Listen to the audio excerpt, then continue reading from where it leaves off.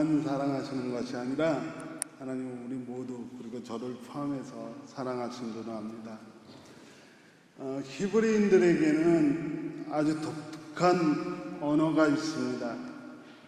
이 얘기는 성경이 참 독특한 언어로 쓰여졌다라고 하는 이야기입니다.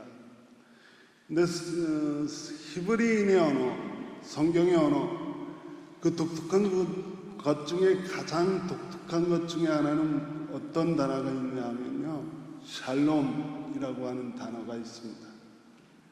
여러분 이미 이 단어의 뜻을 다 알고 계시죠? 샬롬, 평안, 안녕 또는 평화라고 하는 뜻을 가지고 있습니다. 2015년 마지막 주 예배를 준비하면서 제가 여러분에게 인사하고 싶습니다. 여러분 모두 샬롬 하십시오. 근데 여러분, 히브리인들은 이 샬롬이라고 하는 특별한 언어를 가지고 인사를 하는 거 잘 아시죠? 가장 짧은 인사입니다. 근데 이 가장 짧은 샬롬이라고 하는 인사 안에 담겨져 있는 것은 큰 의미가 있습니다. 생각해 보면 이런 것들이 담겨져 있습니다. 첫 번째는 약속입니다. 누군가가 누군가에게 인사를 주고받으면서 샬롬이라고 하는 인사를 주고받는 이유는 하나님의 언약을 근거로 한 약속을 이야기하는 겁니다. 당신의 삶 속에 하나님이 약속하신 것이 이루어지길 원합니다 라고 하는 뜻이 담겼다는 겁니다.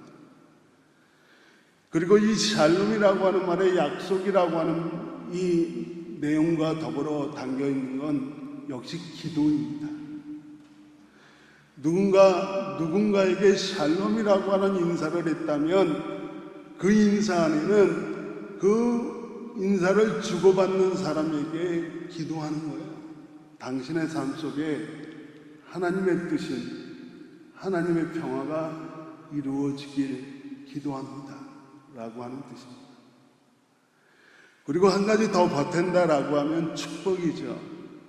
여러분, 우리 믿는 사람들의 삶 속에 하나님의 뜻인 샬롬이 이루어진다라고 하는 것은 그 축복입니다. 그래서 누군가에게 인사를 하면서 당신의 삶 속에 샬롬이 이루어지길 원한다, 그렇게 하는 것은 축복입니다. 그래서 저는 오늘, 그리고 여러분도 서로에게 샬롬이라고 인사했으면 좋겠습니다. 하나님의 언약을 근거로 한 약속과 그리고 그 삶 속에 하나님의 뜻이 이루어지기 위한 기도와 그리고 하나님의 뜻이 이루어진 축복이 서로의 삶 속에 이루어질 수 있도록 샬롬 하고 기도하시길 바랍니다. 히브리 사람들은 그래서 이 기도를 아주 평범한 인사로 나누었습니다. 아침 저녁에 만날 때 누군가 아침에 처음 만나면 그래 눈을 바라보면서 샬롬 하고, 그리고 저녁에 누군가가 헤어지면서 샬롬이라고 인사하고 헤어집니다. 그런가 하면 사랑하는 사람이 사경을 헤매고 있고, 그래서 의식이 오락가락하는 그 사랑하는 사람에 향해서 히브리 사람이 그 사랑하는 사람 뒤에다 대고 정말 간절한 마음으로 한마디 하고 싶다라고 할 때 히브리 사람들은 그 사람 뒤에다 샬롬 하고 이야기합니다.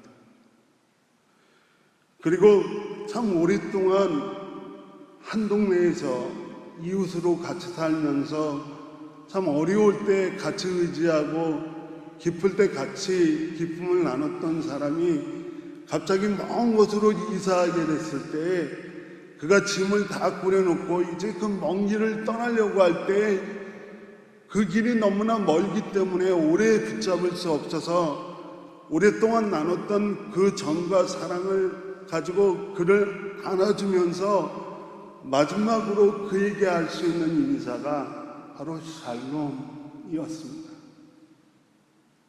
그리고 히브리 사람들은 자녀들이 결혼하고 나면 자녀들이 행복한 가정을 이루죠. 그리고 나서 아이가 태어납니다. 그러면 히브리인의 할아버지가 그 태어난 생명의 신비를 보기 위해서 그 아이를 처음 안고, 그리고 할아버지가 그 손자에게 처음으로 던지는 말이 뭐냐 하면 바로 샬롬이었습니다. 좀 슬픈 이야기이긴 하지만 2차 세계대전 때 히브리 사람들, 유대인들이 참 많이 어려움을 겪었죠. 유대인들이 유대인 수용소에 끌려가면 아이들은 생체 시험 도구로 쓰여지고 어른들은 가스실로 곧장 가는 거죠.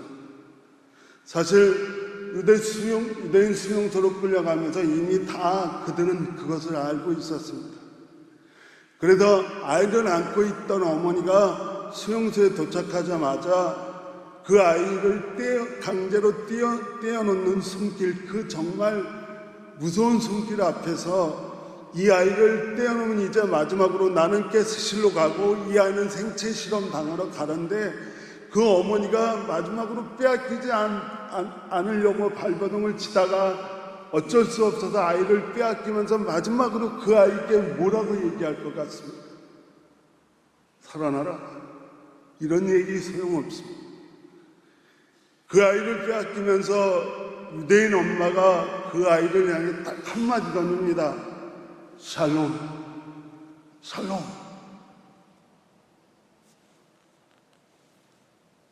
우리는 성탄절에 평화의 왕으로 오시는 예수 그리스도를 맞이하고 이제 주일로 다시 모였습니다.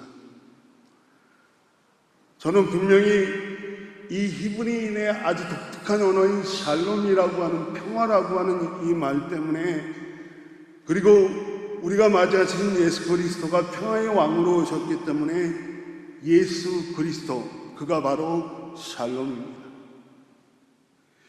예수 그리스도, 그가 바로 평화입니다.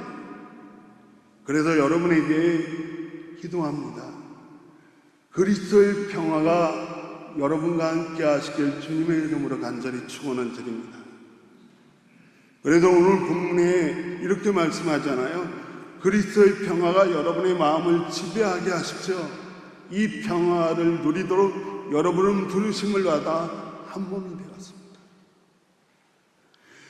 그리스도의 평화가 여러분의 마음을 지배하게 하십시오 라고 사도 바울이 우리에게 말하고 있습니다. 오늘 본문은 골로새서입니다.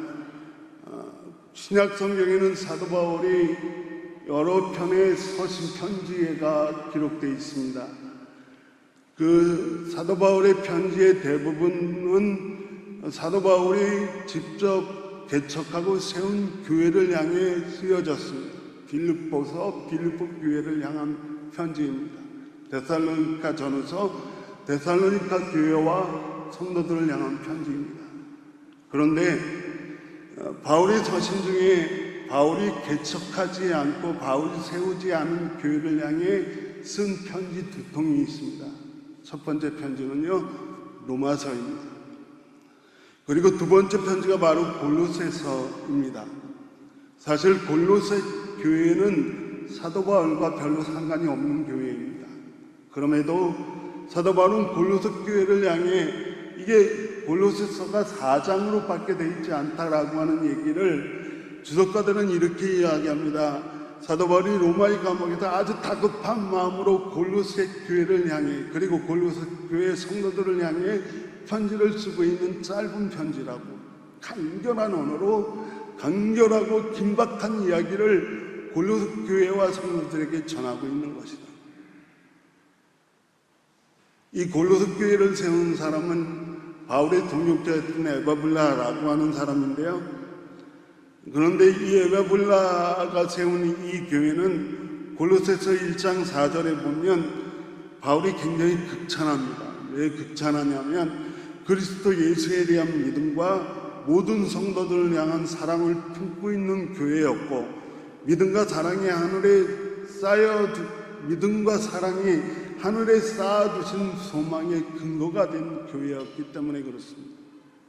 그러니까 골로새 교회는 처음에 참 믿음이 좋은 교회였고, 그리고 사랑이 있는 교회였습니다.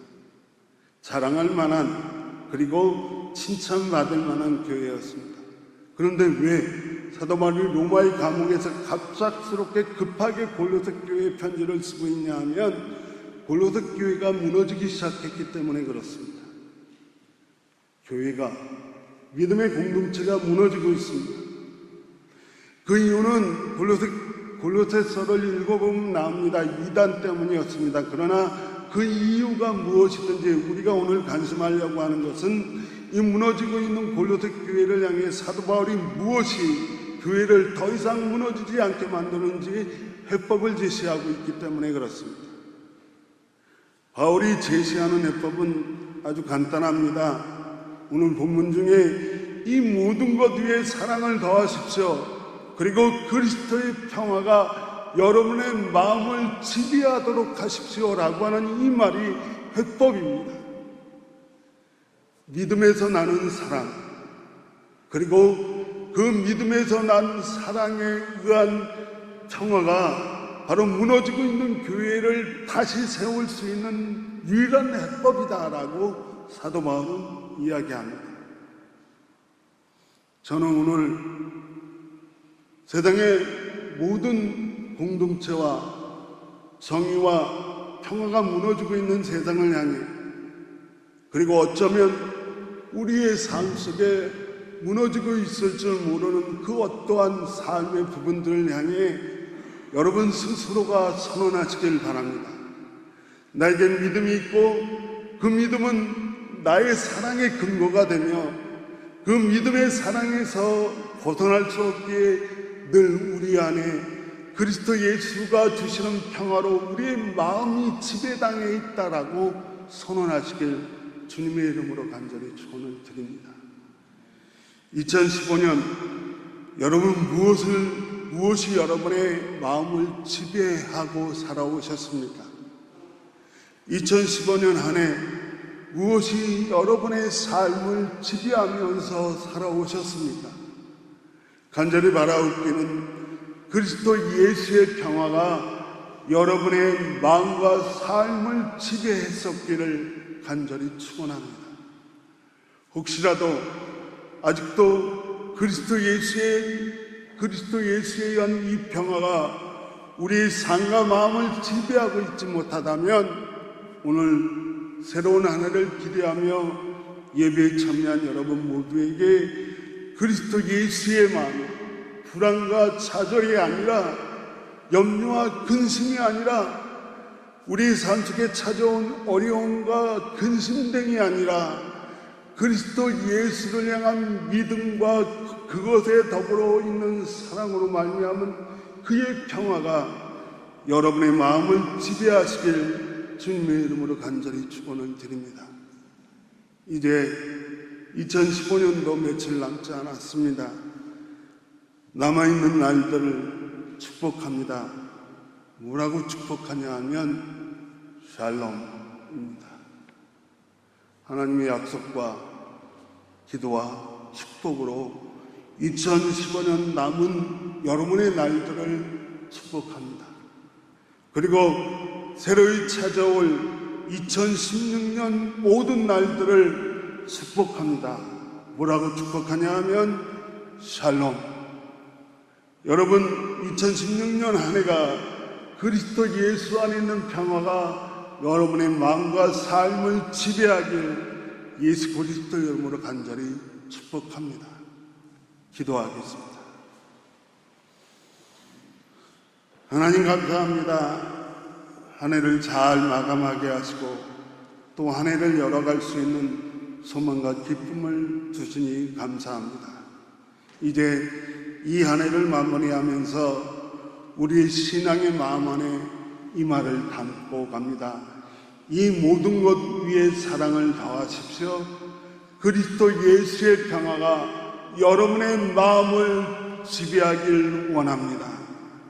예수님의 이름으로 기도합니다. 아멘.